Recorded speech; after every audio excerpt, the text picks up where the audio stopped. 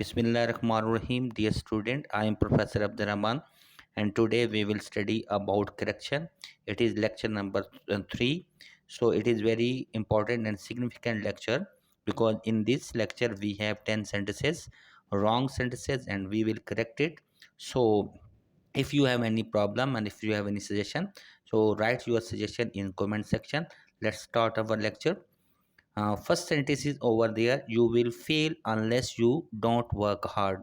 अब इस सेंटेंस के अंदर आप देखें, you will fail unless you don't work hard. Dear student, एक चीज़ आपने ज़रूर जहन नशीन करनी है कि अगर अनलेस का वर्ड जब यूज़ होगा तो उसके बाद आने वाला जो भी सेंटेंस का रिमेनिंग पार्ट होगा उसके अंदर हमेशा जो होगी वो बात पॉजिटिव होगी, नेगेटिव नहीं होगी। Such as you will fail unless you don't work hard. अब हम करेक्ट सेंटेंस में देखें, नीचे वाला करेक्ट सेंटेंस है you will fail unless you work hard. तो आपने इस चीज़ का ख्याल रखना है कि when we use unless and after unless we use positive sentence, not negative sentence.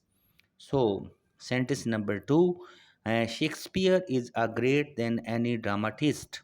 अब हम इसके अंदर देखें, ये सेंटेंस सही नहीं है। Shakespeare is great than any dramatist. अब इसका सही क्या होगा? Shakespeare is a great than any other dramatist. जब आपने देन के बाद कंपैरिजन करना है तो एनी नहीं होगा, तो एनी के साथ अदर ज़रूर होगा। जब आप किसी पर्सन को किसी पर्सन के साथ कंपैरिजन कर रहे होते हैं तो आपने फिर एनी अदर लिखना होता है, सिर्फ एनी ही काफ़ी नहीं होता, क्योंकि शेक्सपियर को हम कंपैरिजन कर रहे हैं ड्रामाटिस्ट के साथ, तो इसलिए आपने एनी अदर पोएट ज़रूर लिखना है। सेंटेंस नंबर 3 देखते हैं, यहाँ पे आप कैसे लर्न करेंगे। You will fail unless you work hard. अब जो है यहाँ पे ये सेंटेंस जो है रिपीट हो गया है, you will fail unless you work hard. So आपने ये सेंटेंस जो है रिपीट हो गया है कि आपने अनलेस के बाद हमेशा पॉजिटिव सेंटेंस लेके आना है। नेक्स्ट जो है अब हम देखते हैं, no less than 50 guest were invited.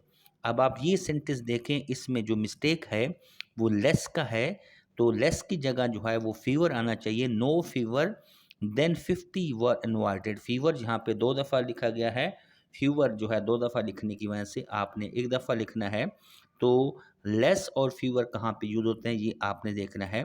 जब क्वांटिटी जो है हमारी काउंटेबल हो तो हमने क्या है कि वहाँ पे हमने लेस का जो है वर्ड यूज़ करना है।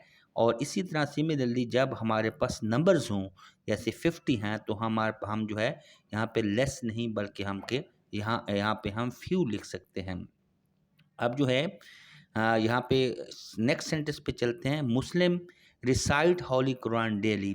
तो अब आपने याद रखना है कि ये सेंटेंस ठीक नहीं है कि जब भी एक मुसलमान पूरी मुसलमानों को रिप्रेजेंट कर रहा हो तो उसके साथ आर्टिकल दा लगता है। यानी नेशनैलिटी हम ये समझ लें, नेशनैलिटी या कोई इस तरह की चीज़ हो तो उसके साथ हम आर्टिकल दा लगाते हैं, जो डेफिनेट आर्टिकल दा है। और इस तरह जो बुक्स होती हैं, उनके जो टाइटल्स होते हैं, जो रिलीजियस बुक होती हैं, उनके साथ भी आर्टिकल दा लगता है। तो हमें जो है यहाँ पे मिस्टेक क्या है, the Muslim recite the holy Quran daily. अब द होली कुरान के साथ भी हमने we have added article the and as well as we have added article the with the Muslim. So jump to the next one. Next sentence is over here, I bought 2 dozens egg। अब आपने इस sentence को देखें कि मैंने 2 दर्जन अंडे खरीदे। तो यहाँ पे मिस्टेक ये है कि हमने उनकी क्वांटिटी को भी प्रूव कर दिया और साथ हम उस चीज़ को भी प्रूव कर दिया है। जैसे आई बोट 2 डजन एग्स। अब हमने क्या करना है कि हमने आई बोट 2 डजन, आगे जो है डज़न के साथ हमने एस नहीं लगाना, बल्कि हमने कहा है जो हमारे पास चीज़ है वो चीज़ क्या है, एग्स है। तो हमने एग्स के साथ जो है वो एस कर दिया, लेकिन डज़न के साथ हमने नहीं लगाना।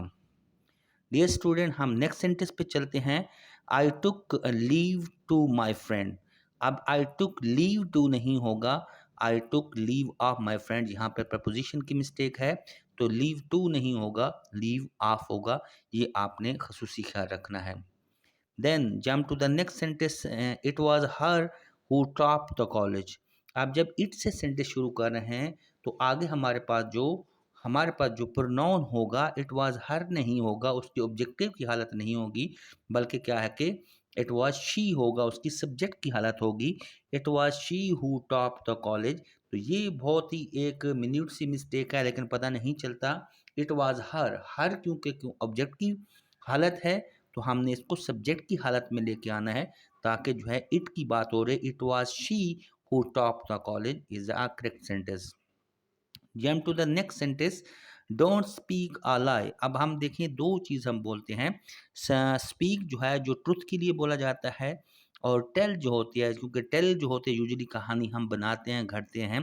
तो आपने जो है झूठ जो होता है वो अरेंज किया जाता है, बनाया जाता है। तो आपने जो है स्पीक के साथ जो है हमेशा सच हो लिखना है, और लाई के साथ जो होगा वो हमेशा टेल लिखना होगा। तो don't tell a lie is a correct sentence. It's 3:49 p.m.